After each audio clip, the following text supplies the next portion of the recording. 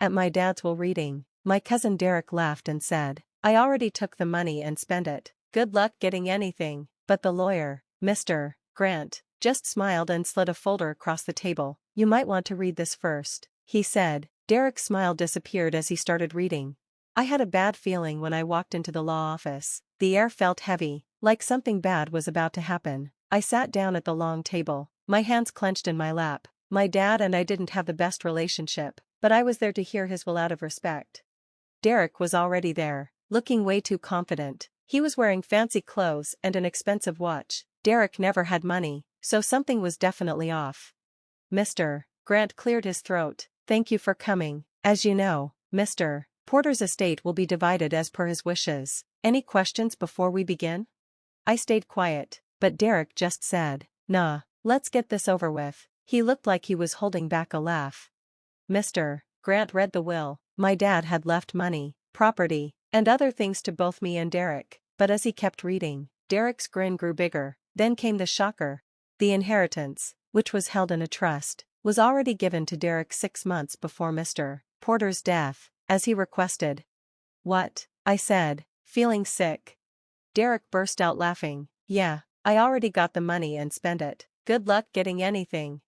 I stared at him, feeling cold and angry, but Mr. Grant wasn't bothered at all. In fact, he looked amused. Then he did something surprising. He pulled out a folder and pushed it toward Derek. Actually, he said calmly, you might want to read this first. Derek's face went pale as he opened the folder and looked at the papers. What? This can't be real, he stammered. Mr. Grant adjusted his glasses. Oh, it's real. Your father suspected you'd try to get the money early, so he set up a fake inheritance to test you. The real inheritance was never part of that trust. I blinked. A test? Derek was shaking now. This is... Mr. Grant cut him off. Yes, it was a test. Your father wanted to see if you'd try to take the money before you were supposed to. Doing that triggered a rule that disinherited you from the real estate and assets. I couldn't help but smile. So, the money Derek took wasn't even the real inheritance? Mr. Grant nodded. Derek shot up from his chair, fists clenched. You're lying. I spent it all. The houses, the cars. I invested it. You can't just...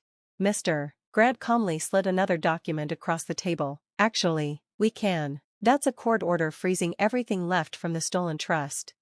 Derek went silent, then suddenly started screaming. He began pacing the room, running his hands through his hair. This isn't happening. This can't be real. Mr. Grant sighed. Oh, it's real, and it gets worse. Derek looked up in panic. Worse? Mr. Grant tapped the next page. Your father knew you'd blow through the money, so he made sure you're legally responsible for paying back every cent.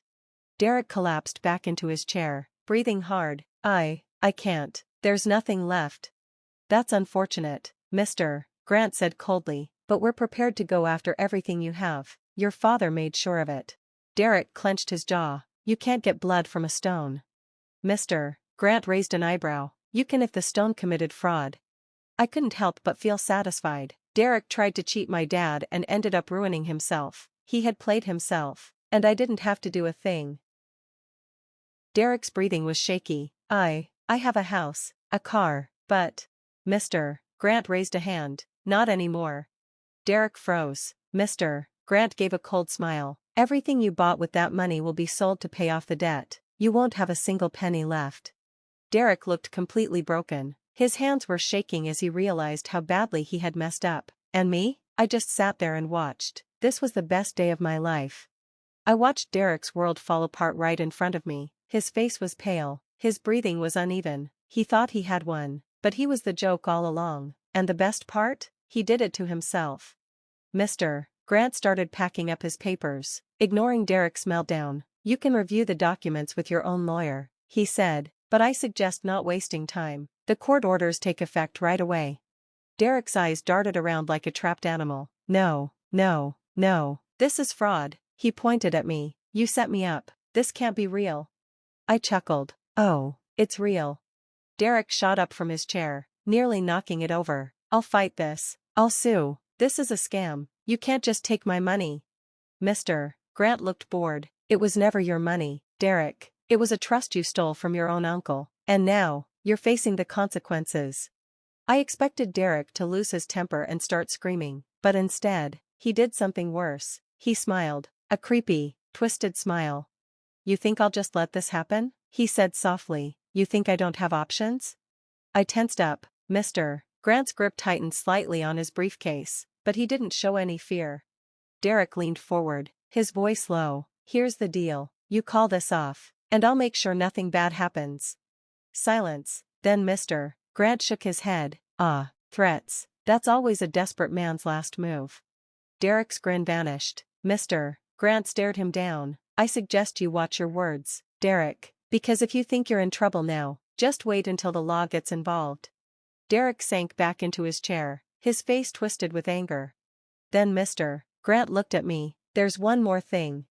Derek groaned. "Another trap? What else could you take from me?" Mr. Grant ignored him and handed me another folder. "This is something your father wanted you to have personally." I frowned. "What is it?" "Read." I opened the folder. The first page made my heart skip a beat. It was proof, bank statements, fake signatures, years of stolen money, and Derek's name was all over it. I looked up in shock. This is... Yes, Mr. Grant said. "This isn't just about the trust or the money he blew in the last 6 months. Derek's been stealing from your father for years." I could hear Derek's breathing getting heavier. His foot was tapping quickly under the table. "You're lying," he said through clenched teeth. "No," I said, flipping through the papers. "You are. These are loan applications in my dad's name, secret withdrawals, even a forged property sale. Derek, you weren't just greedy, you were a criminal." Mr. Grant turned to him. "Your uncle didn't want to press charges while he was alive, but after his death, he told us to move forward."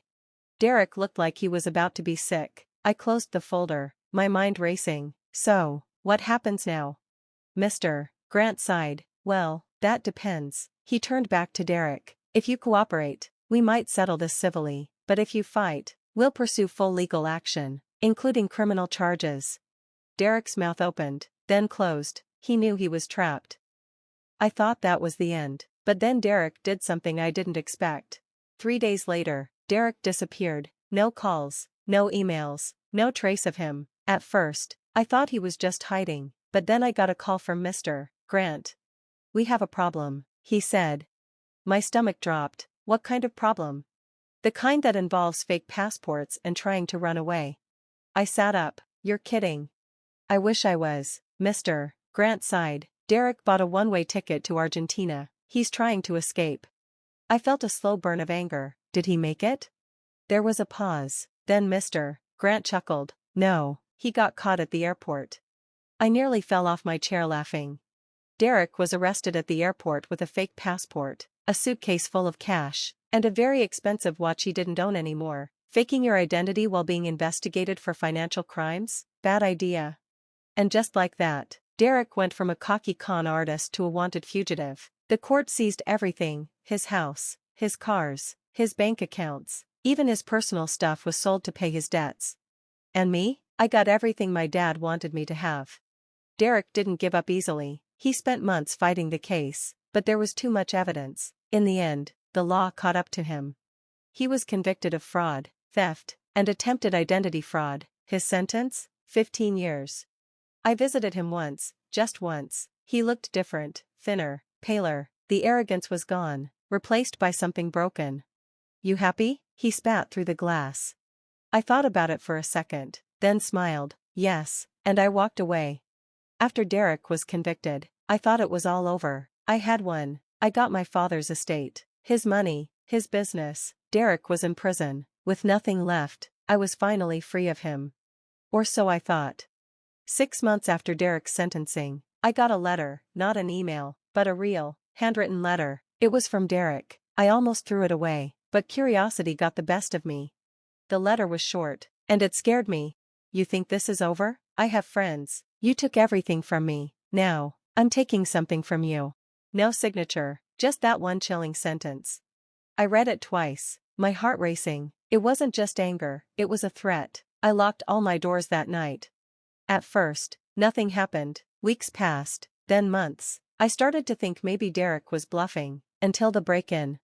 It happened at 3 a.m. My security system went off, waking me up in panic. Someone was trying to break in. By the time the police arrived, the intruder was gone, but they left something behind, a single playing card, a joker, taped to my front door. I went straight to Mr. Grant. "This isn't possible," I said, pacing in his office. "He's in prison." Mr. Grant nodded, looking serious. "He is, but he's not powerless. Derek had connections, small-time criminals, shady partners, people who owed him favors, and now, they're coming for you." That's when I decided, if Derek wanted a war, I'd give it to him. I hired a private investigator. If Derek had people working for him on the outside, I needed to find out who. The PI, a guy named Henderson, was good. 2 weeks later, he came back with names. Derek still had 3 key people running his dirty work: Victor Cole, a former accountant who helped him hide stolen money; Ray Bones Martinez, a tough guy who wasn't afraid to use violence; and Samantha Price, an ex-girlfriend, smart, dangerous, the real mastermind behind Derek's plans. Henderson leaned back in his chair. "These people, they don't scare easy, and they don't give up." I clenched my fists. "Neither do I. I needed to do what my dad did to Derek, set a trap. So, I made it look like I was moving all the estate's money into one weak account. It was a lie, but I made sure the right people heard about it. It worked. 3 days later, Samantha Price showed up at my bank, trying to take the money using fake documents. She didn't know the account was already flagged and the bank manager was working with the police. The moment she handed over the fake papers, the alarms went off. They arrested her right there. Samantha broke down fast, facing serious charges. She spilled everything. Victor Cole, arrested for fraud and tax evasion. Ray Bones Martinez, caught with illegal weapons and other crimes. Derek, turns out, he was running everything from prison using a smuggled phone. When they searched his cell, they found plans detailing how to attack my accounts, my house, even my family. That sealed his fate. Derek's original 15-year sentence doubled to 35 years, no chance of parole. I didn't visit him this time, but I sent him a letter. It was short and clear: checkmate. I never heard from him again, but I knew he read it and understood I'd beaten him for good. Derek's plan had completely fallen apart. His partners were arrested or turned against him. His sentence was extended, and he'd be stuck in prison for most of his life. I should have felt relieved, but I wasn't done yet. Even in prison, Derek was trying to fight back. He hired a high-priced, shady lawyer known for helping criminals. Derek was desperate. He had nothing left to lose. His lawyer sent me a letter demanding a settlement. A settlement. The man who stole from my father and tried to ruin me was now begging for money. I laughed so hard I nearly fell out of my chair. Then, I took action. I hired the best lawyer I could find, and I didn't just fight back, I countersued him for damages, emotional distress, and everything he tried to take. The case moved fast. The judge looked at Derek's history and threw out his case immediately. My countersuit? Approved. The court ruled that everything Derek had left, his belongings, his prison wages, even any money he might get in the future, would go to me. Every dollar he would ever make, mine. Even in prison, he'd be working for me. I sent him one last letter: "Now you work for me. Enjoy the next 35 years. No threats, no insults, just the truth." I never got a reply, but I pictured Derek sitting in his tiny prison cell, reading those words over and over, knowing he lost everything. Derek always thought money was power. He thought he could lie, cheat, and steal his way through life, but in the end, the law and karma caught up with him. And me? I was finally free. Derek was exactly where he deserved to be.